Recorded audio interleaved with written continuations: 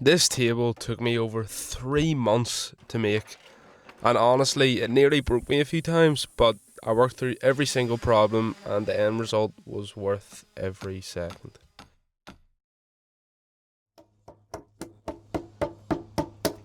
So, I made this table for my mum. She wanted a beautiful dining table for the whole family to sit at for dinner, for breakfast, and just to be like a statement piece in the kitchen. And since I've got a bit of woodworking experience, I said, let me make a table for you.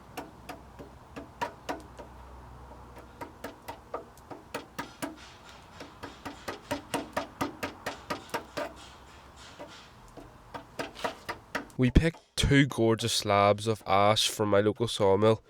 It was a super light wood with like sort of a grain that I've never seen before in my life. I just thought it was so beautiful, and I knew it would turn out great. So me and my mum went. We chose these slabs. We got them completely fresh. So obviously you can see me here starting from scratch with the slabs.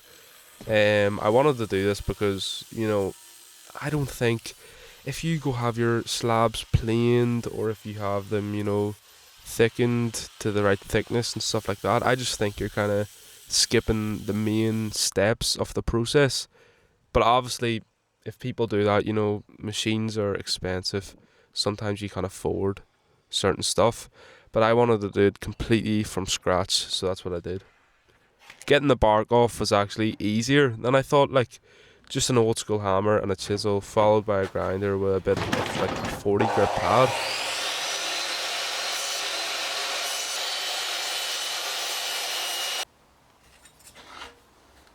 See, to be honest, it was kind of therapeutic routing the top of the slabs.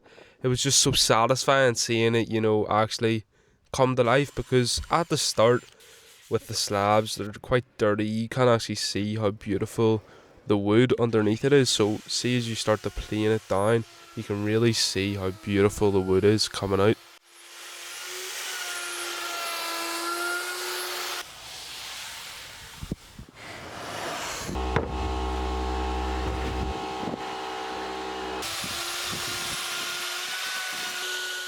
Now, at this point, I started wondering if I could actually pull this off. I routed a wee bit, I tried the router sled, and I was getting a wee bit of a bow. And every time I just kept going deeper, there was still that bow. You can see here how big it is. You'll see at the end how it turned out. But I'll say this, I didn't completely get the bow out, although I wish I wanted to. I wish I did. But it just wasn't possible with the stuff I had. I bought a plunge saw just for this project, which felt like a commitment in itself, as I was gonna go for the Festool one, but I was just like, I can't justify spending that amount of money on a plunge saw, so I went for the Makita one. It was second hand as well, but it was still a good amount of money, but it was all worth it in the end.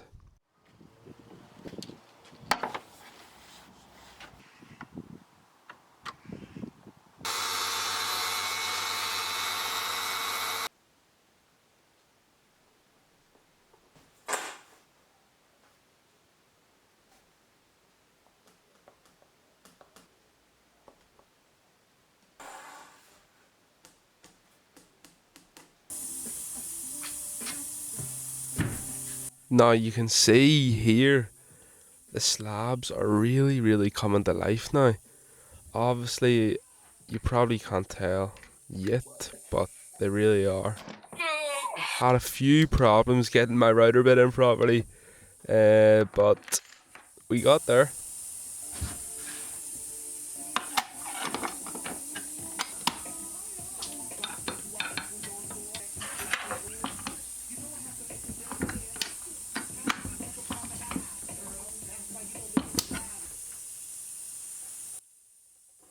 I swear, the amount of times that piece of wood fell, I was actually gonna start raging and just scrap this project.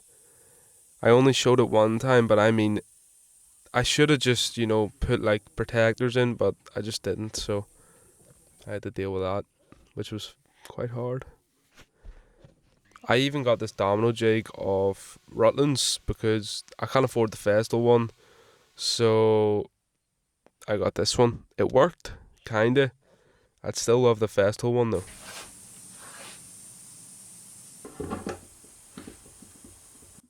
You can see me here setting it up. Now this had to be absolutely bang on perfection. If this wasn't perfect, it means the slabs would be misaligned. It means they would have an up, a down bit, or it would just mean they wouldn't connect properly. Because if one domino was right and the other one was wrong, that was it. That was it. Done. The table. So I had to absolutely perfect this.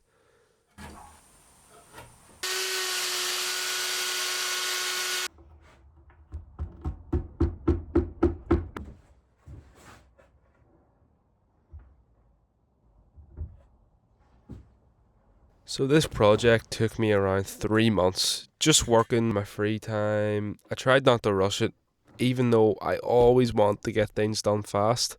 I tried to pace myself for this one, tried to slow down, tried to not rush it, because I knew if I rushed this, that it wouldn't be the best table that I could make. Now, there was parts, don't get me wrong, where I did rush it, where I should have spent more time, but I really tried my best. The wood was so heavy, I shouldn't have been lifting that on my own, but I did. That's a lesson learned anyways. Next time, even though it looks so small, it is very, very heavy. It can hurt your back. Now, hand planing was a nightmare. I probably spent 2 full days on just hand planing because, what did I tell you? The dominoes, although they were perfect horizontally, they weren't perfect vertically, if you get me.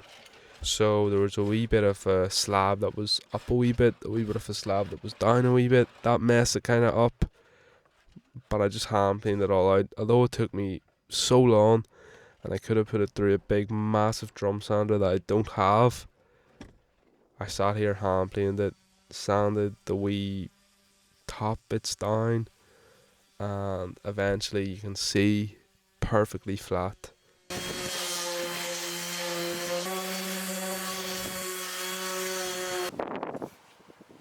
So I had to cut both edges now perfectly square. Obviously that's going to be what, judges? No, that's the wrong word. I don't know the word, but that's obviously going to be what the end sides are. And now you can really see the table starting to come together. Like you really could start to see, you get a sort of idea of what it's going to look like. Sanding the edges took absolutely forever because every grit I done on the top and the bottom of the table, I had to basically double that grit and do on the edges just to get that same sort of smooth feeling that was on the top and the bottom. I know edges, they come off a lot quicker when sanding, but I thought since it was kind of rounded over, it wouldn't have been the same, but it was, so that was a wee bit of a nightmare as well. Then came the epoxy time, probably the biggest problem I had during this table. One mistake that I will not be making again, I hope. And this is sort of where everything went wrong.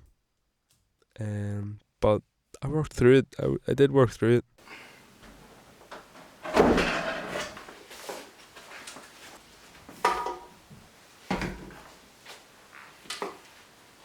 So I mixed way too much epoxy. I didn't want to waste a drop, so I poured it all. That was a very big mistake. Very, very big mistake. Because epoxy, it's expensive, isn't it? So I didn't want to waste any of the epoxy I mixed. So I poured it just all over the table, thinking it's just going to make a layer on top. It'll sand off. Was I wrong?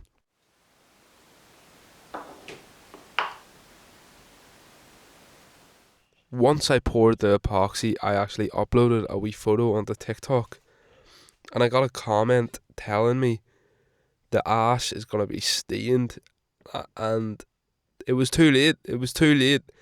The ash was stained. I took the belt sander. It took ages to get the top layer off, but it was just stained and I couldn't do anything about it. Luckily, the other side wasn't stained.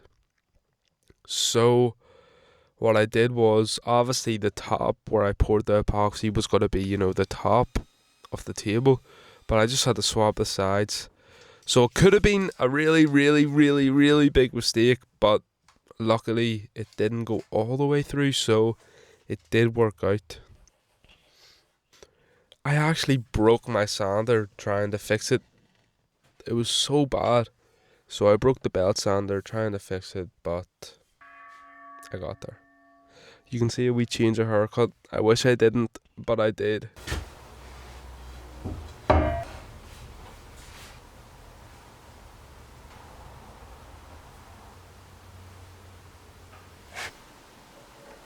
Here you can see I'm just measuring up, getting the legs on.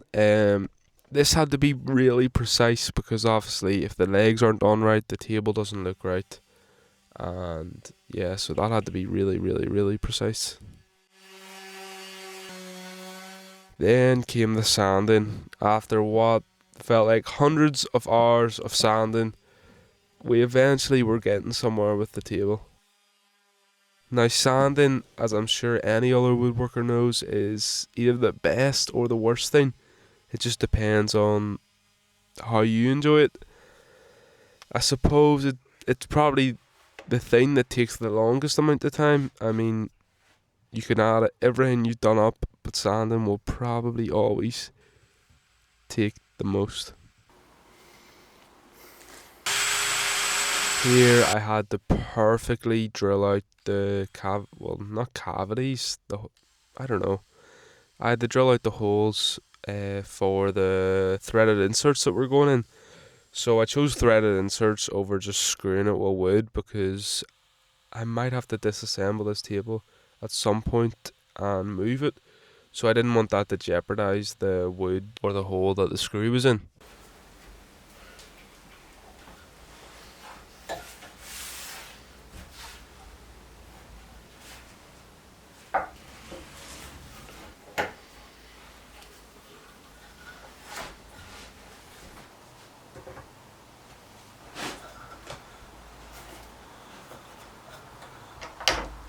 Made a wee mistake here. This is why you do countersink your holes, or the threaded insert will break inside it, and that's gonna really, really mess you up. Luckily, it was only one of mine. It wasn't all of them, but it did mess up that screw. But it'll be fine because there's so many other holes where the screws will be going in.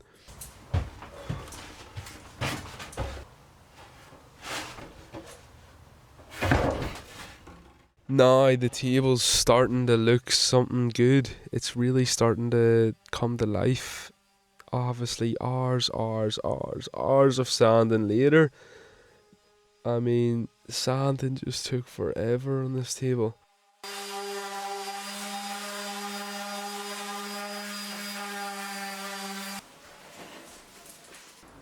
And here is the final step to the table. So, a wee bit of sanding in the house. Very, very sorry. But it had to be done. I had to take the Rubio Monocoat cleaner, and I got that over all of the table.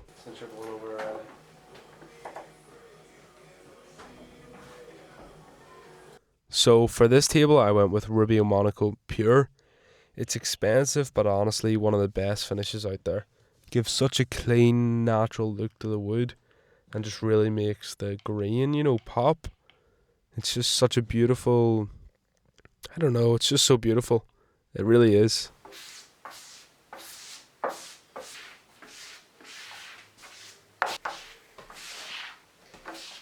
So here I'm just applying the Rubio Monocoat.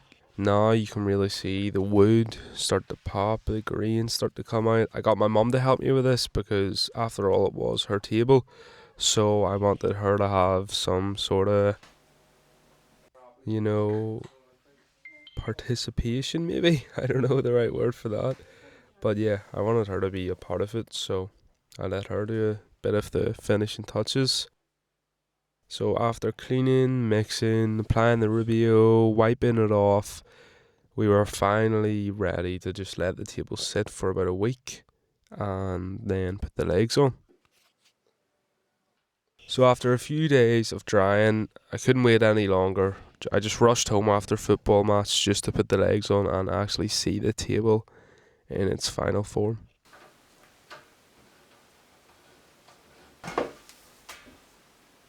So here, just putting the legs on. The legs were really dirty because they were sitting out in my shed, so we had to give them a wee touch up, a wee clean. And that was the table finished. I couldn't believe it. I built my first live edge dining table. Yeah, look at the crack filled with epoxy. I just thought, oh, it was beautiful. And that was the table, completely finished. I think it just looks amazing for my first ever table. And I just want to say thank you. If you've made it this far, thank you. Leave a comment, let me know what you think of the table. And my next project, it's already in the ideas book. I don't know exactly what it's going to be yet, but I have a lot of ideas and it's going to be something unique, hopefully. So I'll see you in the next one. Thanks.